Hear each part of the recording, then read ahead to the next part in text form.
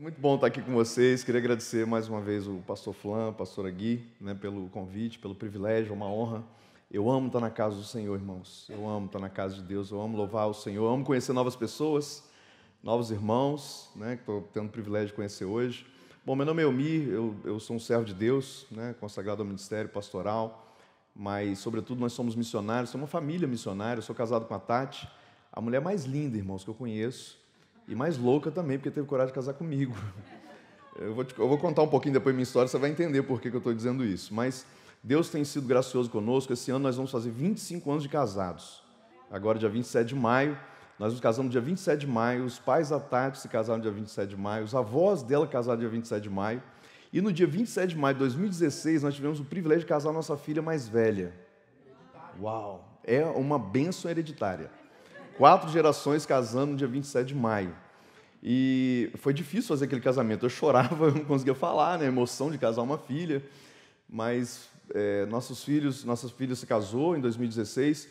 Um ano e meio depois, naquele ano ela estava terminando a graduação na Federal lá do Estado do Espírito Santo. Irmãos, desculpa, mas eu tenho um orgulho gospel de dizer que eu sou de Vitória do Espírito Santo. E para deixar a coisa mais poderosa ainda, a grande vitória do Espírito Santo. Porque é o complexo urbano, a grande vitória do Espírito Santo. Então, a Elisa estava se formando lá no curso de design gráfico, que é a graduação dela, e ela se formou, e logo depois ela falou para mim assim: pai, Deus está me chamando. Eu: amém, minha filha, Deus chama todos nós, ide por todo mundo pregar o evangelho, é para todos esse chamado, amém. Ela falou: não, Deus está me chamando para um lugar. Eu falei: que lugar? Um pouquinho longe. Um pouquinho longe? Aonde? Ah, pai, a gente está indo para Tailândia. Eu: o quê? Tailândia? Lá do outro lado, na Ásia? É isso mesmo, Deus nos chamou. Mas antes que o Senhor reclame de alguma coisa, eu quero te lembrar que quando a gente era pequenininho, o Senhor vendeu tudo dentro de casa, nossos móveis todos, pegou a gente, sem perguntar se a gente queria ou não, e levou a gente para ser missionário na Alemanha. Porque foi isso que nós fizemos há muitos anos atrás, até o ano de 2012, quando Deus nos mandou voltar para o Brasil. Então elas cresceram com essa veia missionária. E aí quando ela disse para mim que está indo para a Tailândia, como pai, eu ia dizer assim: vai para um lugar mais perto, minha filha, para eu poder te visitar, E ela me lembrou disso, mas eu sei que os nossos filhos não são nossos, os nossos filhos são do Senhor. Quem são os pais das crianças que vieram aqui na frente? Quem são os pais e as mães orgulhosos, que fica vendo seu filho recitando o versículo aqui? Você não tem noção. Eu costumo dizer o seguinte: nossas crianças, irmãos, não são a igreja de amanhã, eles são a igreja de hoje. Amém? É a igreja de agora, eles são a igreja de hoje. Esses guri, irmão, eles estão mais conectados que a gente, tá? Eles têm um nível de conhecimento tecnológico maior do que o nosso. Não é para o futuro. Então, as crianças são bênção hoje. Enfim, nossos filhos são do Senhor. E nós abençoamos, e eles foram. E o ano passado, o ano está passando tão rápido, foi ano passado, nós estivemos com eles lá na Tailândia durante um período de missões. Eu vou mostrar um vídeo rapidinho. 2 minutinhos, só para você conhecer nosso trabalho e nossa família também. Nós estamos muito animados essa manhã, a gente está nessa escola para fazer esse trabalho com essas crianças. Lembrando que 98% dessa nação é budista, então é uma escola que tem esse princípio ideológico, filosófico, e isso é muito arraigado na cultura desse país, mas é uma oportunidade incrível que a equipe da base Go to Nation, onde Elisa e o Johnny participam, junto com essa galera de camisa verde, que está ali, esse pessoal que veio do CFNI de Dallas, Estados Unidos, e hoje especialmente eu, Tati, Bebela aqui participando também. A Bíblia diz: pede-me e eu te darei as nações como herança. É fruto de um desejo no coração de um adolescente que se converteu há muitos anos atrás, e hoje poder estar com a minha família aqui fazendo isso, olha, não tenho palavras para agradecer tudo que Deus tem feito, como Deus é bom, e que vocês possam estar orando por esse trabalho. A gente vai estar nos próximos dias indo de manhã e de tarde nas escolas diferentes, fazer esse trabalho levando o amor de Deus através de palestras, através de teatros, brincadeiras, histórias, que você possa estar orando por essas missões. Essas escolas, elas são escolas budistas. Todas essas crianças são budistas, porque o tailandês é uma condição de cidadania. Nascer na Tailândia significa ser budista. Se uma pessoa se converte ao cristianismo e ela diz: eu não quero mais ser budista, eu vou ser cristão, então ele perde a sua cidadania tailandesa. Então é um desafio muito grande você pregar o evangelho num país onde você não pode falar o nome de Jesus. Mas a estratégia era falar do amor de um pai, por um filho. Porque essa é a nossa filha, Elisa. A maioria dessas crianças, elas são órfãs, porque a Tailândia hoje é um país alvo número 1 no mundo de turismo sexual, onde uma menina, ela é vendida por apenas $1, para que seja objeto sexual de um homem adulto. Estou falando de R$4. E ela é vendida pelas suas próprias famílias para isso. por causa da necessidade. Então, nas escolas, né, nós ensinávamos as crianças um tipo novo de meditação. Porque o que um budista faz? Ele medita, né? O budista é o campeão da meditação. Nessas meditações, nós orávamos por essas crianças, e elas eram tocadas pelo Espírito Santo. E era muito comum, no final, de perguntar: quem quer um abraço como de um pai e de uma mãe? Elas levantavam as mãos e nós abraçávamos. Irmãos, foi uma das experiências mais impactantes que eu tive na minha vida. E olha que Deus tem me dado graça, a oportunidade de ir a muitos países, muitos lugares. Mas a Ásia realmente foi algo especial. Esse é um orfanato nas montanhas da Tailândia, um casal de chineses de 70 anos de idade. Eles largaram tudo na China e foram para a região montanhosa da Tailândia e ergueram esse orfanato. E hoje eles cuidam de 350 crianças. Eu costumo dizer o seguinte: nunca é tarde para nós começarmos a fazer a obra de Deus. 70 anos de idade, cuidando de tantas crianças. No final desse trabalho, quando nós fomos embora, essas crianças fizeram um corredor e elas cantavam uma canção e a gente chorava, né, pela alegria delas de nós termos ido ali. Nós pregamos o Evangelho durante uma semana para 2.000 crianças pela primeira vez, a maioria delas ouviu pela primeira vez, e formalmente 700 delas aceitaram Jesus. Você pode dar um aplauso ao Senhor por isso? Aleluia. Amém. Orem pela Tailândia, irmãos. Orem pela Ásia. Orem pelas nações não alcançadas da terra. Orem pela igreja perseguida. Existem 2 igrejas no mundo. A igreja livre, que somos nós. Diga para o irmão que está lá: você é livre, irmão. Você nem sabe, né? A Bíblia diz: onde está o Espírito de Deus, aí é a liberdade. Olha que coisa linda a gente poder levantar as mãos, cantar, chorar, se ajoelhar, babar, né? E louvar a Deus com toda liberdade. Mas há nações da terra, e a outra igreja, a perseguida, onde as pessoas não têm liberdade nenhuma de cultuar a Deus e nem, às vezes, de possuir uma Bíblia. E nós temos a Bíblia. Quantas vezes por semana você pega esse livro para ler? Alô? É só para você pensar. Então, tudo aconteceu muito rápido. Eles ficaram mais ou menos 1 ano e meio ali. Nós tivemos esse tempo com eles, voltamos. Foi um desafio muito grande. Numa outra ocasião eu conto, algumas experiências foram incríveis, né? A forma com que eles tinham que sair da Tailândia para renovar o visto a cada 3 meses. A questão do perigo da deportação o tempo inteiro. Numa das ocasiões, nós atravessamos para o Mianmar com eles, e na volta Deus fez algo assim sobrenatural, porque provavelmente ali eles corriam um sério risco de ser deportados, porque já era a 3ª vez que eles renovavam o visto. E na hora que a gente estava na fila para passar na imigração, uma bagunça, galinha, porco, aquela confusão. Essa região da Ásia ela é muito pobre. E deu uma tempestade, era período de monções. Monções é uma tempestade que parece o fim do mundo. Você tem a impressão que vai ter um novo dilúvio na terra, de tanta chuva que cai no intervalo de 40 minutos, 1 hora. E deu uma tal de uma tempestade dessa nesse momento, e os guardas simplesmente apressaram a fila, e nós paramos e saíram carimbando o passaporte sem nem olhar o que estava escrito. E foi uma das ocasiões que os meninos entraram de novo, né, para continuar esse trabalho. Uma base missionária que não podia dizer que era uma base missionária, era um trabalho social voluntário. Vocês lembram aqueles meninos que ficaram presos dentro de uma caverna inundada por águas? Lembram? A Elise e o Johnny, eles moravam a 2 quilômetros do hospital para onde os meninos foram levados quando foram resgatados. Uma missionária, amiga deles, de uma outra agência, ela foi a intérprete naquele tempo, né, interpretando o tailandês para o inglês e para outras línguas. E o que Deus fez naqueles dias foi algo incrível, porque esses missionários, como os nossos filhos estavam ali, com tanta dificuldade de ter um visto para poder estar ali fazendo missões, por causa daquela situação, o mundo inteiro. Tem, por exemplo, a história de um médico mergulhador australiano que largou a sua família na Indonésia em férias e foi para lá e foi um dos responsáveis por salvar aquelas crianças, né? Então, o mundo inteiro ofereceu ajuda para a Tailândia. Então, eles flexibilizaram a questão do visto. E dali por diante, não foi mais difícil renovar o visto. Deus faz coisas incríveis. Ele move céus e terra para que as coisas aconteçam. Amém? Eu já estou pregando, ok? Diga isso para quem está do teu lado. Fala assim: meu irmão, Deus move céu e terra ao seu favor. Você não tem nem noção do que Deus faz por você. Aleluia.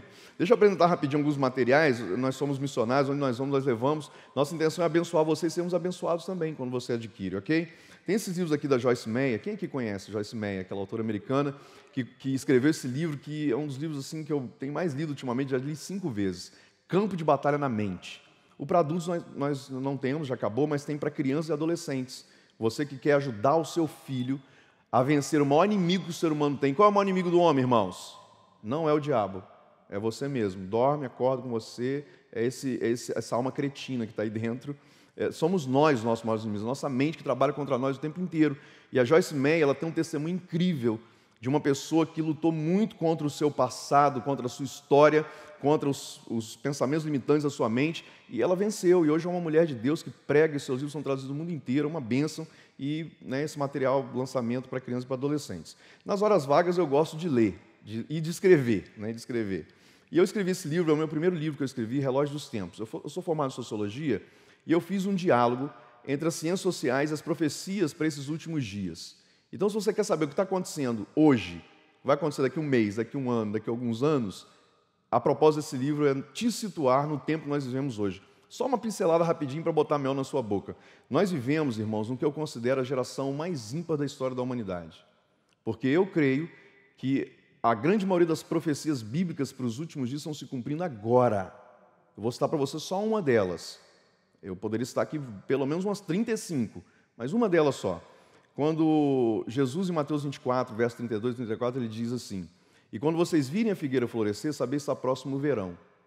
E não passará essa geração sem que todas essas coisas aconteçam. O que Jesus estava se referindo? A Israel, que no ano 300 antes de Cristo via a terra, era dominada pelo Império Romano, e até o ano de 1947 ainda não era mais uma nação soberana. Então Jesus está falando, quando vocês virem a figueira florescer, ou seja, quando Israel voltar a ser uma nação. Amém? Quem está comigo aqui? Quando essa profecia se cumpriu? Dia 14 de maio de 1948, quando, pela primeira e única vez na história da recém-criada ONU, um brasileiro chamado Oswaldo Aranha, nascido em Alegrete, Rio Grande do Sul, foi colocado para ser o presidente daquela sessão. E houve um empate técnico. 14 nações votaram contra e 14 votaram a favor. E a resolução da ONU diz que, nessa situação, o presidente da mesa tem direito a um voto chamado Minerva, que é o voto de desempate, e Deus usou um brasileiro para que essa profecia se cumprisse, ou seja, Israel voltou a ser uma nação. Um relógio foi startado a partir desse momento, por isso que o nome do livro é Relógio dos Tempos, porque Jesus fala, não passará essa geração. Que geração? A geração da figueira, a geração que está vendo todas as profecias da Bíblia se cumprirem para esses dias. Se você tem curiosidade, além do livro, leia Mateus capítulo 24, quando os discípulos perguntam, Jesus, quais serão os sinais da sua vinda ou da sua volta? E ele começa a discorrer sobre aquilo e ele não poupa palavras. Ele fala sobre detalhe por detalhe. Irmãos, o que Jesus disse ali é mais atual do que o jornal do New York Times que vai sair amanhã. Amém ou não amém?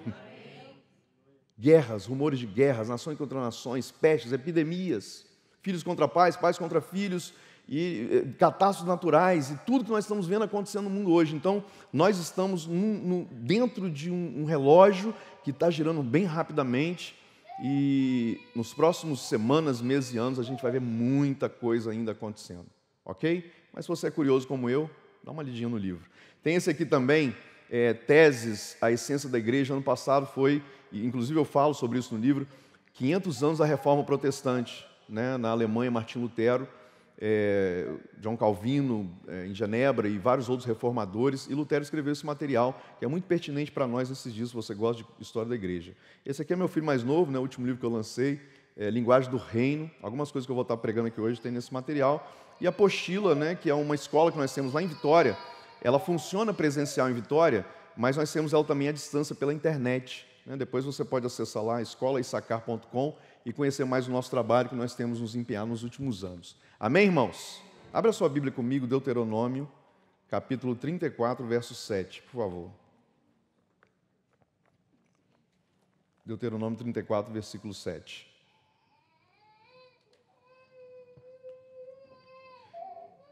Esse texto diz assim, Deuteronômio 34, verso 7. Tinha Moisés a idade de 120 anos quando morreu. Os seus olhos não escureceram e o seu vigor não se abateu. Eu vou repetir. Tinha Moisés 120 anos quando morreu, mas os seus olhos, eles não se abateram. Em outras palavras, ele ainda enxergava muito bem. E o seu vigor também não tinha se abatido, ou seja, ele tinha saúde, força e energia. Eu quero falar para os irmãos essa manhã, bem rapidamente, bem objetivamente, sobre um tema que nós temos estado acampados sobre ele já há pelo menos uns 3 anos, que é identidade, propósito e destino. Esse assunto, ele surgiu para nós, para mim, para minha esposa, Tati, das nossas conversas, das nossas viagens, e a gente conversava muito sobre isso, sobre o nosso sentido, sobre o nosso significado como pessoas, como indivíduos, o sentido da nossa vida e principalmente qual a nossa identidade. Quem nós somos? E eu queria que vocês fizessem essa pergunta agora: quem eu sou? Talvez você corrija de responder assim: eu sou fulano de tal, o seu nome, o seu endereço, o seu CPF, a cidade onde você mora, enfim. Mas isso não é exatamente a pergunta que eu estou fazendo, a pergunta que Deus tem feito para nós nesses últimos anos a respeito de identidade. Não é quem você em relação à sua civilidade ou à sua cidadania, mas a sua identidade espiritual. Quem Deus te criou para ser. Para nos ajudar nisso, abra sua Bíblia rapidinho lá em Salmo 139, versículo 14. Eu quero mostrar algo para vocês. Davi escreveu esse salmo e ele traz para nós uma pista muito interessante a respeito da nossa identidade também, do propósito de Deus na nossa vida e através da nossa vida também. Salmo 139, a partir do verso 14, a partir do verso 13. A palavra do Senhor diz assim, 139, verso 13. 13, 14, a gente vai ler até o 16. Pois tu formaste o meu interior e tu me teceste no seio da minha mãe. Graças te dou, visto que por modo assombrosamente maravilhoso me formaste. As tuas obras são admiráveis e a minha alma o sabe muito bem. Os meus ossos não te foram encobertos quando no oculto fui formado e entretecido como nas profundezas da terra. Os teus olhos me viram ainda uma substância informe e no teu livro foram escritos todos os dias da minha vida e cada um deles escrito e determinado quando nenhum deles ainda existia. Amém? Então o que Davi está mostrando para nós aqui? Que Deus tem um propósito eterno. Diga para o irmão que está ao teu lado: Deus tem um propósito eterno na sua existência. A sua vida, irmão, a nossa vida não começou no momento da concepção. Naquele momento em que o seu pai e sua mãe tiveram um encontro sexual e milhares e milhares e milhares de espermatozoides foram despejados, digamos assim, no útero da tua mãe, uma corrida desenfreada. Se você já teve curiosidade de ver isso, essa representatividade, através de um vídeo microfilmado, aqueles milhares de espermatozoides correndo, uma corrida louca, e apenas um fecundou o óvulo, e esse um é você. Olha para quem está ao teu lado de novo, dá uma olhada assim, é um espermatozoide elaborado, crescido, desenvolvido. Esse espermatozoide era você no início de tudo, mas de acordo com a palavra de Deus, de acordo com o que Davi escreveu, não foi nesse momento exato que você começou, porque você já é um projeto eterno de Deus. Deus já tinha pensado em você antes da sua concepção sexual biológica. Você é um projeto eterno. Davi disse: desde quando ainda nenhum dos dias existia, desde a eternidade, o Senhor já havia pensado sobre mim. Então, Deus tem para nós uma identidade. Nós não nascemos no dia que nascemos, no ano que nascemos e na geração que nascemos por um acaso. Como eu disse, eu sou formado em Sociologia, e isso não é um conceito teológico, é um conceito sociológico, de que nós somos atualmente a primeira vez na história da humanidade onde 7 gerações coexistem ao mesmo tempo. Isso nunca aconteceu na história do mundo, de Adão e Eva até a Segunda Guerra Mundial. Porque de Adão e Eva até a Segunda Guerra Mundial, nos últimos 150 anos, uma geração levava pelo menos 40 anos para transicionar para outra geração. Mas depois da Segunda Guerra, houve uma aceleração do tempo, uma aceleração da tecnologia, uma aceleração da vida, uma aceleração da rotina, uma aceleração do trabalho, dos métodos de produção. Tudo isso é história, eu penso que você já estudou isso, ou já ouviu falar isso em algum documentário. A questão é que esse desenvolvimento tecnológico e sociológico nos fez meio que atropelar uma geração na outra. Eu não vou me aprofundar por causa do nosso tempo, mas nós convivemos hoje com a geração Baby Boomer, que é a geração da guerra, daqueles que nasceram, como meu pai, nasceu em 1941, e esses que nasceram nesse momento, eles estão vivos ainda. Meu pai, por exemplo, tem 78 anos de idade, saudável, consciente, me conta histórias, eu amo ouvir as histórias, minha avó é viva. Aliás, minha filha está grávida e, em nome de Jesus, se tudo der certo, meu neto nascer esse ano, minha vó vai ser tataravó. E ela é super consciente. Nasceu em 1930 alguma coisa, 20 alguma coisa, sei lá. Mas é viva, está consciente, é essa geração. Mas depois dessa geração vem a geração X, que é a minha geração, eu tenho 47 anos de idade. E depois vem a geração Y, e por aí vai. E a última geração agora, a geração touch, né, das crianças que não nascem mais chorando, elas nascem passando o dedo. Totalmente tecnológicas, onde o linguajar dessas crianças é totalmente diferente da geração anterior, que só tem uma distância de 7 anos, que é a geração da minha filha mais nova, que tem 19 anos, que nasceu no ano 2000, ela é a geração millennials, a geração da virada do milênio, que é uma das 7 gerações. Então, o que eu estou querendo dizer com isso? Nós estamos vivendo um tempo ímpar sobre a Terra, onde as gerações estão confluídas em si mesmas, mas, ao mesmo tempo, há um abismo geracional nessas gerações tão próximas, porque nós temos tido muita dificuldade de conectar-nos com os mais jovens. Alô? Você que é pai, que tem filho, começa a desenvolver técnicas de aprendizagem de como se comunicar com o seu filho, porque nos dias de hoje é muito difícil. Esses meninos passam o dia inteiro na escola, você só tem contato com eles à noite, você está cansado, você quer ver TV, você quer ver os gols do domingo, você quer ver que o Flamengo perdeu. Alguém pode arranjar água para mim, por favor? Falei desse negócio, me deu até sede. Irmãos, que o único time que está na Bíblia é o Vasco, você sabe disso, né? Eis que estarei com o Vasco todos os dias. Ele sabia que a gente ia precisar dessa força, né? Porque eu caía do homem, mas o levantar é de Deus. Nós caímos 3 vezes para a Série B. Ok. Então, nós temos essa dificuldade nesses dias modernos, né? Mas o que eu quero mostrar para vocês é que no meio dessa turbulência social que nós vivemos hoje, desse caos social que nós vivemos hoje, mas mais do que nunca, nós vivemos numa humanidade perdida na sua própria identidade.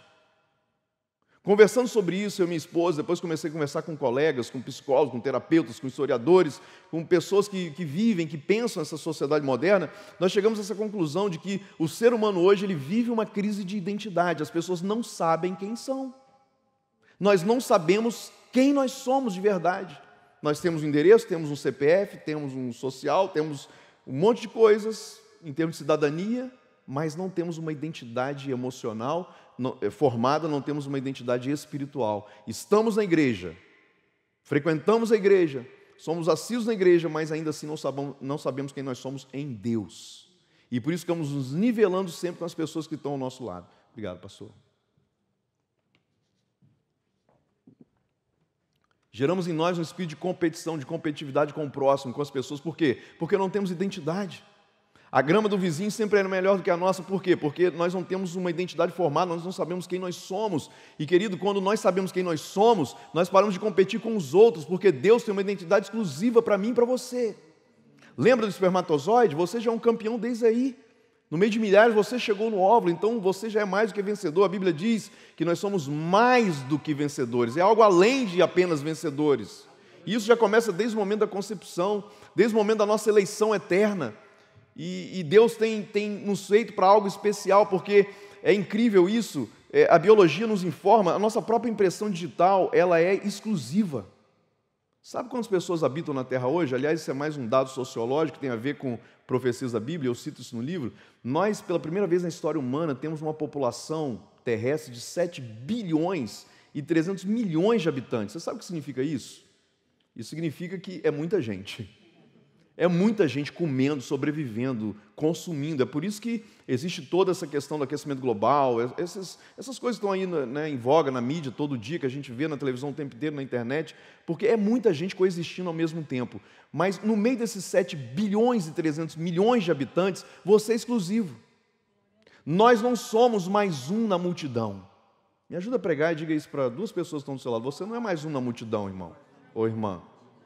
Fala para ele, você é exclusivo para Deus. A história diz, né, os estatísticos de plantão dizem que de Adão e Eva, até 70 anos atrás, existiu sobre a Terra também quase 8 bilhões de pessoas, que já morreram.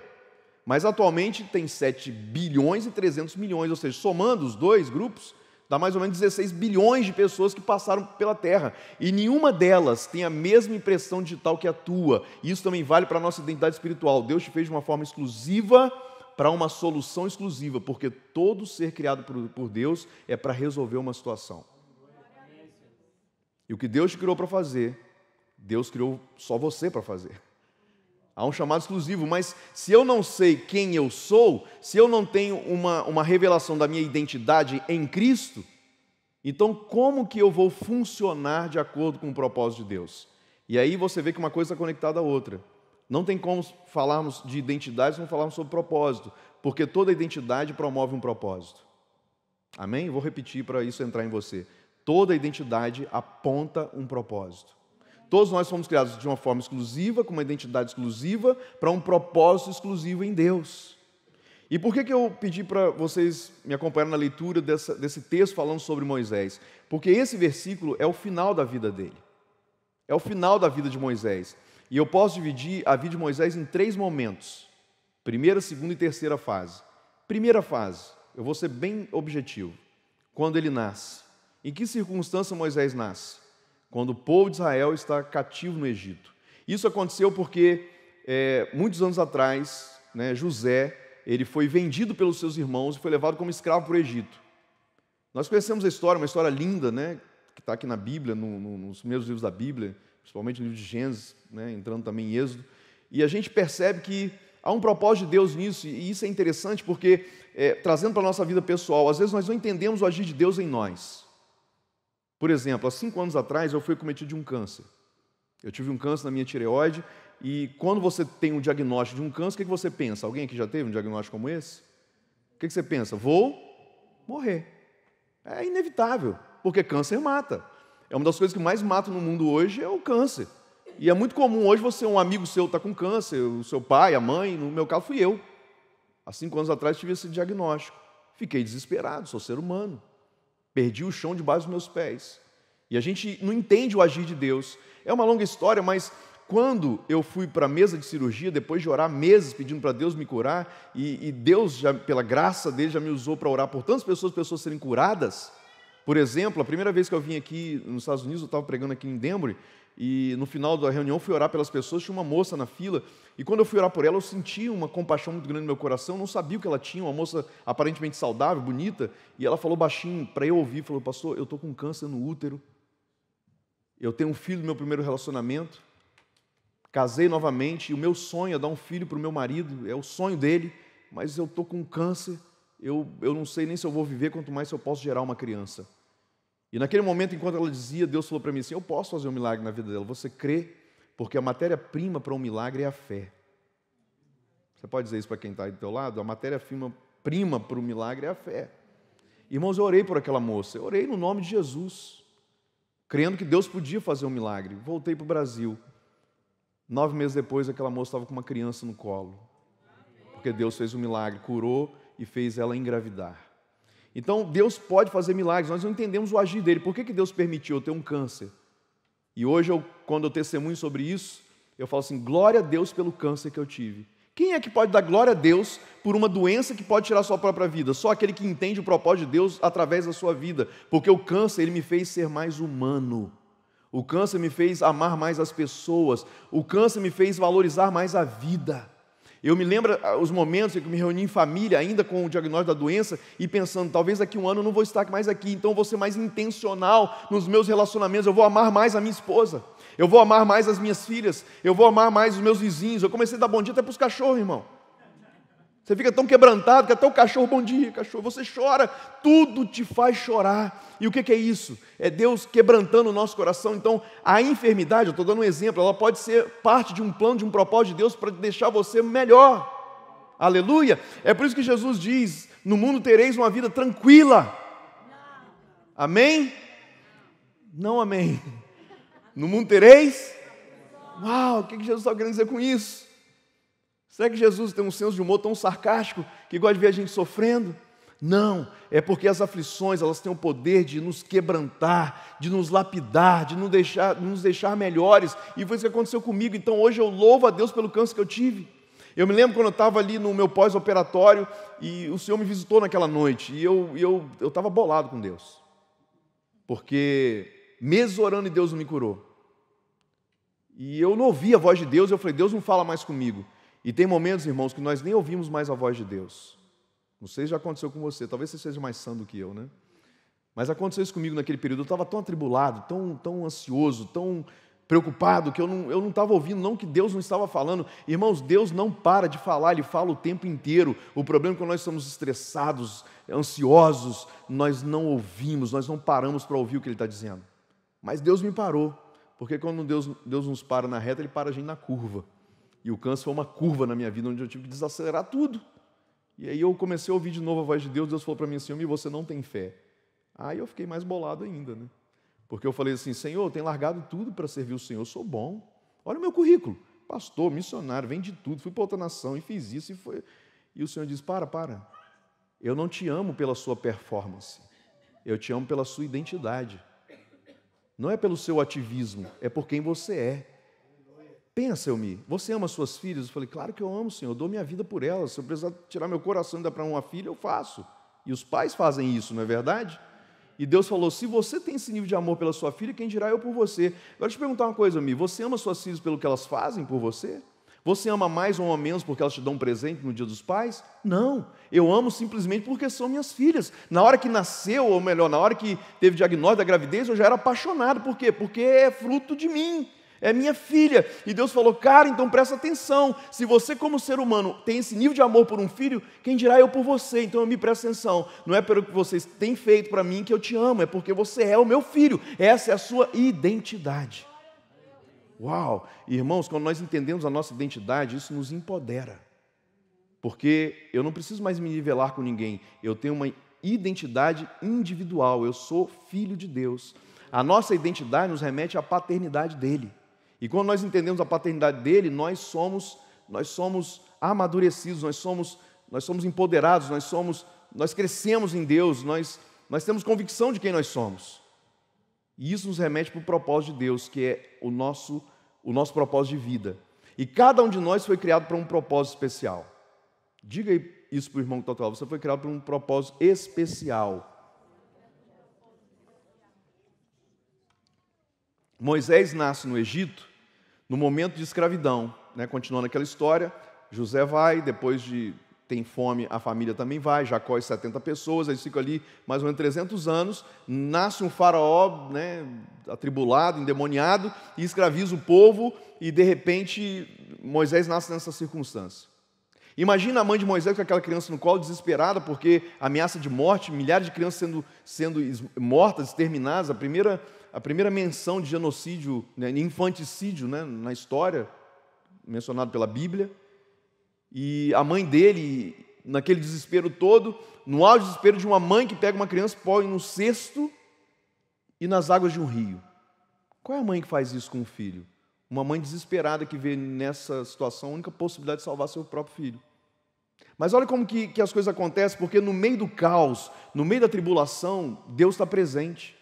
Porque aquele cesto, ele foi navegando até a casa de Faraó. Que coisa louca, irmãos. Eu não sei se quando você lê a Bíblia você pensa no que você está lendo, mas eu sou um observador participante, é uma definição antropológica. Eu quero entrar dentro da história, eu quero participar daquilo ali, eu viajo naquela história e eu fico imaginando aquele cesto navegando e de repente ele vai parar na casa, no quintal de Faraó, mas não foi Faraó que mandou matar as crianças? Olha que coisa louca. Eu tenho um pastor amigo meu que diz assim: até o diabo é o diabo de Deus. Uma frase estranha, né? Mas o que ele quer dizer? Que o plano eterno de Deus foi cumprido porque Satanás influenciou os judeus a levarem Jesus para a cruz. Mas não era o plano? Alô? E aí eu lembro de uma história, e isso aconteceu no interior do Brasil. Deve ter sido em Minas Gerais. Essas coisas só acontecem em Minas Gerais. Tem mineiro aqui? Claro que tem, né? Só tem mineiro, né? E aí vocês brincam, né? Capixaba é praia dos mineiros, então é Minas também, né? Ok, mas a história de uma mulher que ficou viúva com 5 filhos, imagina uma viúva com 5 filhos, passando necessidade, e a única rádio da cidade, né, mencionou a situação daquela irmã, ela era uma irmã, uma assembleiana, porque todo lugar tem uma assembleia, né, irmãos? Glória a Deus, aleluia. Tem alguma assembleiana aqui? Não, só tem batista, né? Mas todo mundo tem uma raiz na Bleia, já reparou? Todo mundo tem, não tem jeito, aquelas irmãs do coque, da intercessão, né? Oh, glória. E aí aquela irmã mencionou a situação dela, mencionaram a situação dela, e 2 satanistas estavam ouvindo a rádio e falaram assim: hoje nós vamos provar que o diabo existe. Foram no mercado, encheram o carro de compra e levaram o endereço. E chegaram lá: dona Maria, viemos trazer as compras aí para a senhora, né? Ouvimos a notícia e tal. E ela falou: tudo bem, meu filho, pode entrar. E abriu a porta e encheram a sala dela de compra. O carro estava abastecido. E aí no final eles, né, ansiosos para que ela perguntasse. A senhora não vai perguntar quem mandou a compra? Ela: não, meu filho, não vou perguntar, porque quando meu Deus manda, Até o diabo obedece. Se essa aplauso para Jesus é mais forte, né, irmão? Glória a Deus. Aleluia. Então é isso, né? Deus está no controle da história. Aquele cesto foi navegando, para na casa do inimigo. A filha dele está tomando banho, se apaixona pela criança e o adota no seu coração. Só que Moisés volta e é amamentado até os 5 anos de idade por uma mulher chamada Joquebede. Tudo isso está aqui nos capítulos anteriores. Desmamado, ele vem de novo para o palácio. Nesse primeiro momento da vida dele, dos 0 aos 40 anos de idade. E ali ele cresce como um príncipe no Egito. O que é um príncipe no Egito? Quem já assistiu o filme sabe. Ou seja, Moisés estava na cultura mais evoluída da humanidade. É como se ele estivesse aqui nos Estados Unidos estudando em Harvard, né, na família mais rica desse país. Ele era filho de Faraó, ele era um herdeiro do trono, ele era um príncipe no Egito. Imagina, Moisés passava e as meninas, uau, é o cara. Né? Acho que todas as mulheres queriam namorar com um príncipe, com o filho de Faraó, com o filho da filha de Faraó. Então Moisés ele cresceu nessa cultura, ele cresceu com esses status, ele cresceu dessa forma. Mas um dia algo muda. Porque sempre algo vai mudar na nossa vida. A nossa vida não é uma mesmice, a nossa vida é uma dinâmica do agir de Deus em nós. Amém? E naquele dia Moisés acordou com a cabeça diferente. E ele tomou uma decisão, eu vou sair do palácio e vou visitar os meus irmãos, porque ele sabia que ele era um hebreu. Apesar de nos últimos 40 anos viver num palácio. Ele estava como príncipe no Egito, mas ele não era um príncipe no Egito. Eu quero dizer o seguinte, talvez hoje você esteja vivendo de uma forma, num lugar, numa circunstância, numa cultura que tenta promover quem você é, mas não é quem você é. Você pode estar num lugar fazendo uma coisa, mas não ser aquela pessoa e não ser aquela coisa. Era o que aconteceu com Moisés. E ele foi em direção à busca da sua identidade. Quando ele chega na terra de Gósen, o que ele contempla? Ele vê os egípcios maltratando os hebreus. Ali é como se um filme passasse pela cabeça dele, estou conjecturando. Imagina só, é como se Deus falasse assim, Moisés, você não é um príncipe no Egito. Você está como príncipe no Egito, mas você não é. Cara, nas suas veias corre um sangue que tem um DNA. Esse DNA é uma promessa que eu dei para um homem chamado Abraão há 400 anos atrás. E essa promessa ela não está invalidada, ela ainda existe. E eu quero que ela venha à existência hoje. Moisés, você não é um príncipe no Egito, você é herdeiro dessa promessa, você pertence a esse povo. E naquele momento a Bíblia diz que Moisés, eu acho que entre as coisas que ele aprendeu lá no Egito, uma delas foi lutar jiu-jitsu. Você é lutador de jiu-jitsu? Taekwondo, é quase igual, né? Ele lutava taekwondo, porque, cara, a Bíblia diz que ele matou o cara com a mão. E era um soldado egípcio, o cara também devia lutar com taekwondo, foi um ringue ali, né? Foi um fight. E Moisés matou o cara, enterrou ele na areia do deserto e voltou para o palácio. Mas olha que coisa interessante. A própria ciência psicológica diz que a mente humana, uma vez expandida pelo conhecimento, é impossível que ela retorne para o estágio original. Moisés teve um encontro com a sua identidade, ele conheceu algo, e isso é tão verdade, Jesus diz, e conhecereis a verdade vos libertará. Se o Filho vos libertar, verdadeiramente sereis livres. Quando nós temos um encontro com Deus, quando nós entendemos quem nós somos, nós não conseguimos mais voltar a ser como era antes. Eu não sei se vocês prestaram atenção, mas um dos versículos que foi citado aqui pelo menino, ele falou em português e inglês. 1 Coríntios 5,17. Se alguém está em Cristo, é uma condição. Se alguém está em Cristo, quem é que está em Cristo? Quem entregou sua vida para Cristo. Quem aqui já entregou sua vida para Cristo? É uma nova criatura. As coisas velhas, no original grego, esse verbo é atemporal. Já passaram, já passam e já passarão. É uma condição de identidade. As coisas velhas já passaram e eis que tudo se fez, se faz, se fará novo.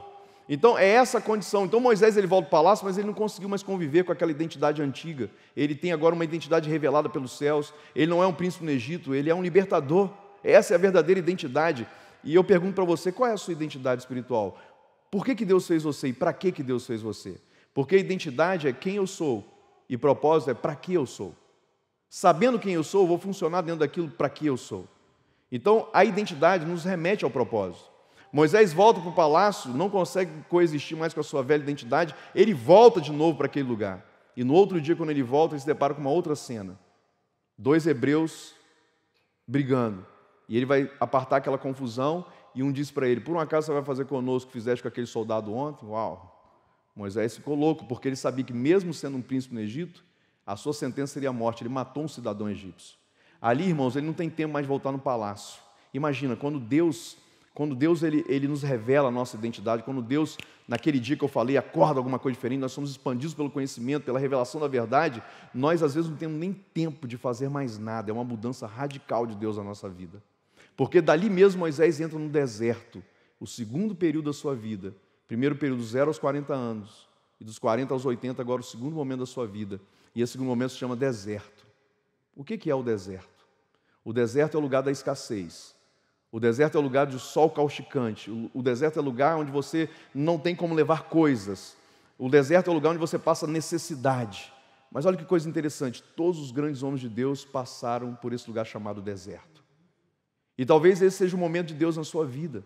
O momento que te falta tudo, que te falta esperança, que te falta uma visão do futuro, que te falta suprimento, onde você não vê as coisas acontecerem, onde falta dinheiro, onde falta saúde, onde falta relacionamento, onde você é solitário. O deserto é lugar de solidão, não é solitude, é solidão mesmo. E você está sozinho com você mesmo e não tem ninguém para desabafar.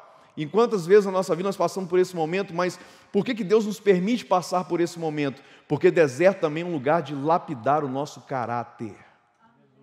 Nós somos lapidados por Deus no nosso caráter, para que nós possamos nos tornar melhores lá na frente.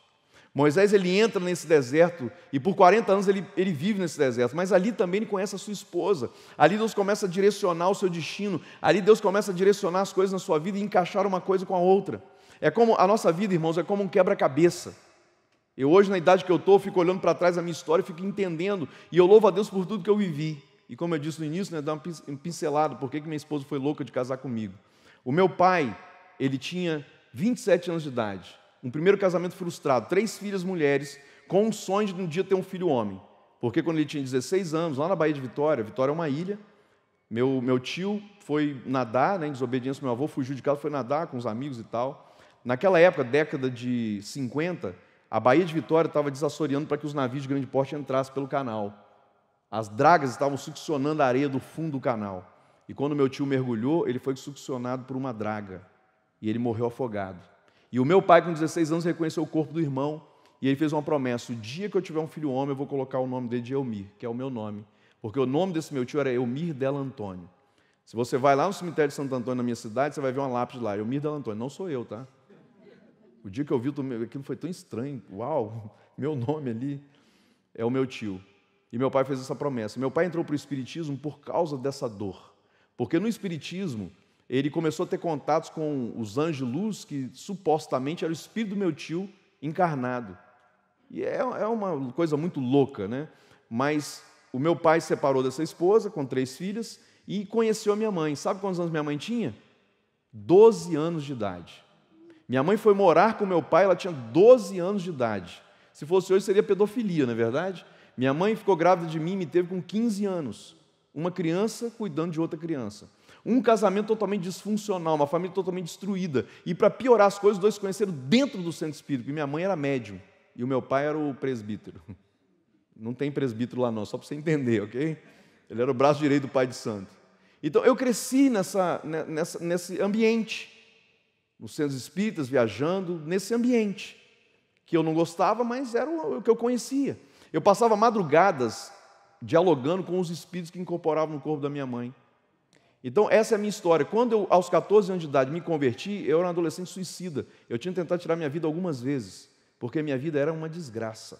Desculpa a palavra, mas é para você entender o que era a minha vida. Infeliz, sem perspectiva, totalmente desorientado, uma família totalmente disfuncional, destruída, porque eu cresci vendo os meus pais traindo um ao outro. Meu pai com outras mulheres, minha mãe com outros homens. O que é gerado no coração e na mente de um menino que cresce num ambiente como esse? Irmãos, eu sou a pessoa mais improvável que posso estar falando para você aqui nessa manhã. Não era para eu estar aqui. Dos meus 10 amigos que eu tive nessa fase da minha vida, 8 morreram. Deus me tirou de uma boca de fumo, irmãos. Com 10 anos de idade, eu fiz uma tatuagem no braço, marcado uma boca de fumo. Eu era marcado para morrer. E tentaram tirar minha vida várias vezes. Eu tentava tirar minha própria vida e outros tentaram tirar minha vida também, mas Deus me protegeu de todas essas situações. Quando eu leio os Salmos falando sobre laços de morte me cercaram, eu me ponho na situação, esse cara sou eu. Eu era essa pessoa. E Deus me livrou. E aos 14 anos de idade, eu entrei numa igreja pela primeira vez na minha vida e levantei minha mão e eu não sei nem explicar, irmãos, não tem nem palavras. Eu me apaixonei por Jesus. É por isso que em momentos de louvor como esse, eu não consigo ficar alheio. Eu não consigo ficar indiferente. Porque, irmãos, eu sei quem eu era. Eu sei de onde Jesus me tirou. Eu sei qual seria o meu destino se Jesus não entrasse na minha vida. Então, quando eu estou na igreja adorando a Deus, é mais uma oportunidade que eu tenho de agradecer esse Deus que me tirou da onde eu estava e me trouxe para o reino do seu maravilhoso amor. Um povo perdido nas trevas, resplandeceu-lhes uma grande luz. Essa é a minha história, Isaías capítulo 9. E eu me apaixonei por Jesus, irmãos, tem 33 anos. E olha que coisa louca, porque eu fui para a igreja e por quem eu me apaixonei? Com quem eu me casei? A filha do pastor. Uau! Só Jesus para escrever uma história como essa. Pega um menino todo errado, aquele menino, o menino torto, da vida torta, de tudo torto, e se apaixona pela filha do pastor e casa com ela. Queridos, só Deus pode reescrever a nossa história. E sabe qual é uma das maiores alegrias que eu tenho hoje? Olhar para a minha família. Eu tenho orgulho, irmão, eu tenho orgulho de mostrar a minha família ali. Vocês viram? O sonho de um adolescente de muitos anos atrás, de hoje ver a sua família servindo a Deus. Eu que não tinha uma família, que nas minhas férias de escola ficava inventando história, porque um contava que foi para o sítio do vovô, o outro contava que foi para a praia com papai e mamãe, e eu não tinha uma história bonita para contar, inventava as minhas histórias, porque as minhas férias era papai brigando, traindo, essa coisa toda. Então, voltando para o texto aqui, esse segundo período da vida de Moisés foi para mostrar para ele, Moisés, entenda, tudo que você viveu até aqui foi um propósito para que você se tornasse a pessoa que você é. Então, olhando hoje para o meu passado, eu entendo, se hoje eu olho para um adolescente, para um jovem, como nós temos feito, eu e minha esposa, nós amamos ministrar para jovens e adolescentes, porque eu me identifico muito, porque eu fui esse adolescente perdido, né, desorientado, e hoje eu amo orar por um jovem, aconselhar um jovem, influenciar um jovem, porque eu era um jovem perdido, e hoje eu entendo que tudo que eu vivi, naquele lugar onde você quase morreu, é ali onde Deus vai levantar um ministério, uma vocação na tua vida. E nesse lugar é que você tem autoridade. Quem é que tem mais autoridade para falar para um drogado que um dia usou drogas e quase morreu, mas foi salvo por Deus, e hoje tem autoridade de dizer assim, Deus fez na minha vida e vai fazer na tua vida. Por quê? Porque Ele fez na minha vida. Amém, irmãos? Quem está me entendendo aqui nessa manhã? Então, não reclame, não murmure pelas situações difíceis que você vive hoje, porque é exatamente aí que Deus está forjando você, o seu deserto. Mas o deserto não dura a vida toda. Ele dura um período de tempo, até você ser lapidado, e depois você sai dele. Calma, vai vir outros. Outros virão. Mas a cada deserto você cresce. Paulo diz, de glória em glória, de fé em fé. Nós somos transformados por Deus. E Deus nos transforma de dentro para fora, irmãos. É de dentro para fora. Moisés, então, tem essa experiência partindo para o fim.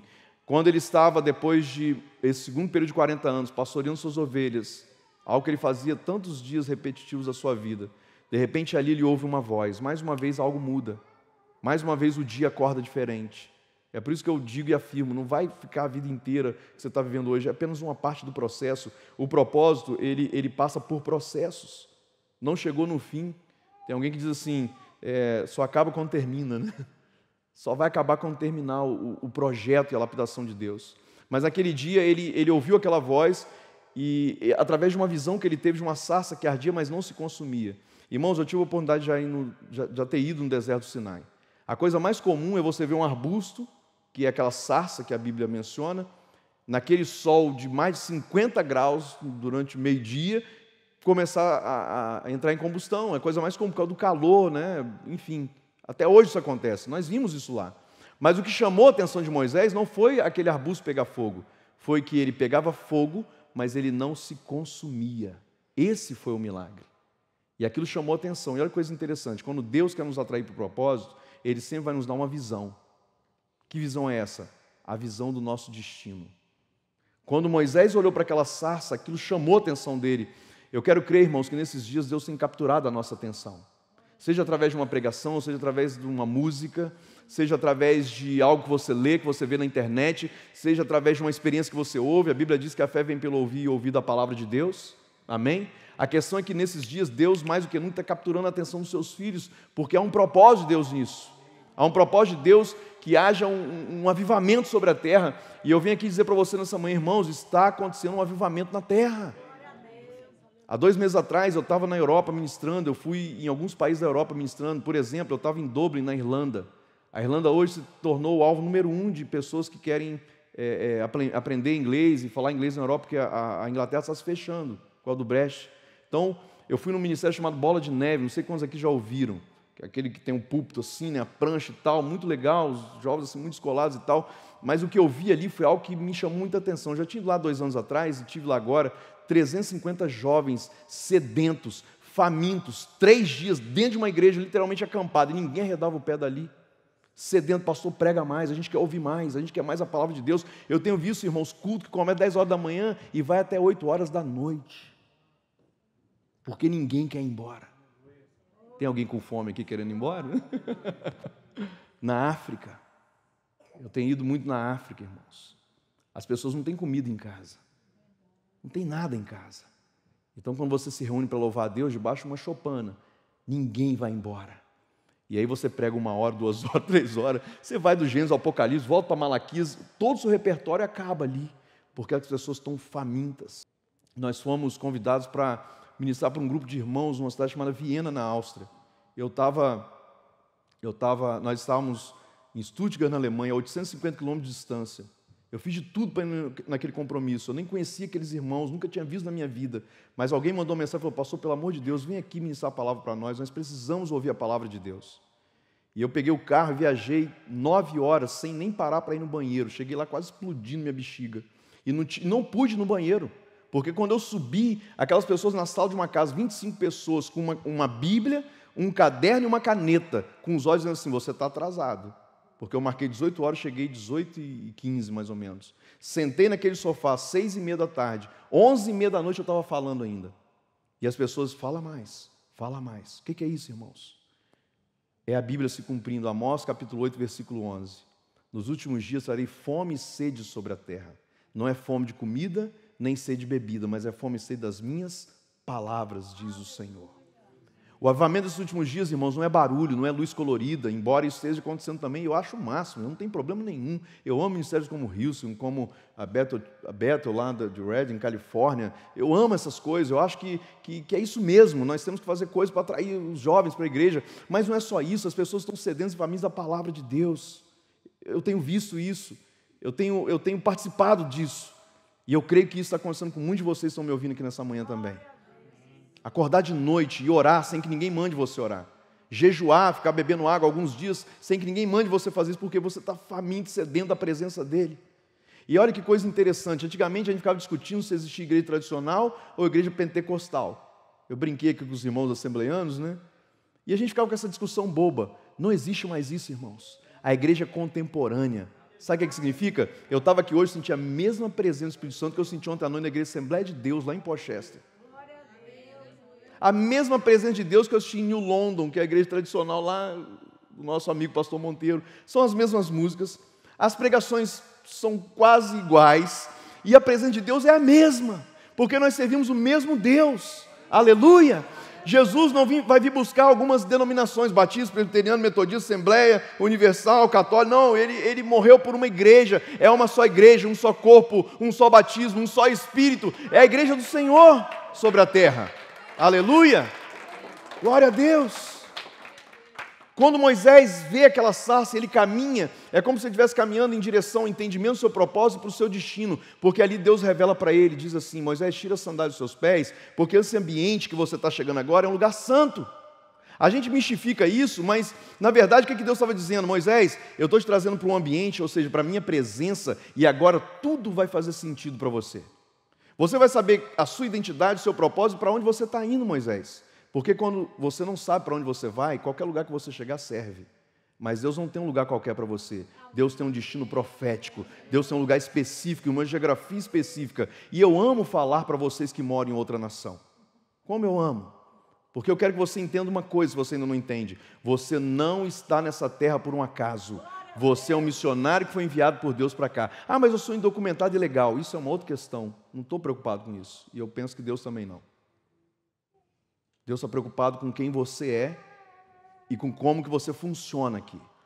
O que você precisa entender é que você é um missionário nessa terra e Deus te trouxe para cá, não foi para ganhar alguns dólares, construir uma casa e mandar dinheiro para o Brasil, ainda que você possa fazer isso, não estou falando contra, mas o seu objetivo maior, o seu propósito maior não é esse, irmão. Deus te trouxe para cá para avivar essa terra, para orar por essa nação, para ser frutífero aqui. Amém? Diga para a pessoa que está lá, você tem que dar fruto, ser uma árvore frutífera nessa terra. Esse é o seu destino, esse é o propósito. Até quando? Não sei. Hoje você está aqui, de repente Deus vai te mandar de volta ao Brasil, vai te mandar para uma outra nação, para a Tailândia, para o Afeganistão, para o Iraque, para a Índia, sei lá, para o Havaí.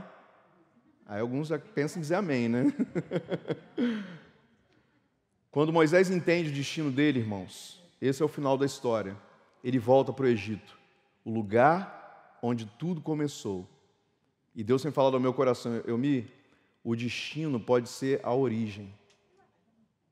A igreja ultimamente fala muito sobre cura interior, né? Cura interior é uma terapia espiritual que faz as pessoas serem curadas dos seus traumas, não tenho nada contra isso. Mas a questão é que, dentro da concepção de cura interior, no meu entendimento, não é voltar ao passado. Não adianta você voltar ao passado. O que vai curar o seu coração é voltar à origem. E a sua origem é Deus. Paulo diz, lá em Efésios capítulo 1, nós fomos gerados nele.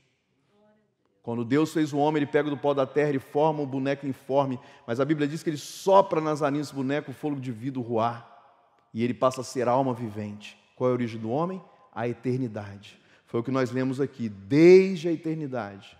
Antes que os meus ossos se entretecessem no ventre da minha mãe, o Senhor já tinha escrito no teu livro cada um dos dias da minha vida. Isso não é predestinação não, irmãos. Um dia eu explico melhor, porque está vendo? É calvinismo, não é. Deus planejou e tem que ser assim. Não, nós temos livre-arbítrio, poder de decisão. Você pode decidir querer ser o que Deus fez você ser, para ser ou não. Você pode decidir saber quem você é, a sua identidade em Deus ou não. Assim como tem milhares de pessoas perdidas na sua identidade, em crise. Você pode decidir alinhar a sua vida ao propósito de Deus ou não. Então não é predestinação, é propósito. E o propósito você aceita ou não. Amém? Amém. E o versículo diz, tinha Moisés 120 anos, seus olhos não escureceram, o seu vigor não se abateu. Por quê? Porque o dia que você vê aquilo que Deus te mostra, pode passar o tempo que for, você nunca vai perder a visão. Os seus olhos não vão perder o foco. Moisés tinha 120 anos, mas ele tinha um foco. Qual era o foco? Cumprir o propósito de Deus na vida dele na terra. Esse é o nosso foco. Para que nós fomos criados? Quem nós somos? E para onde nós estamos indo? Fique de pé no seu lugar, eu quero orar nesse momento.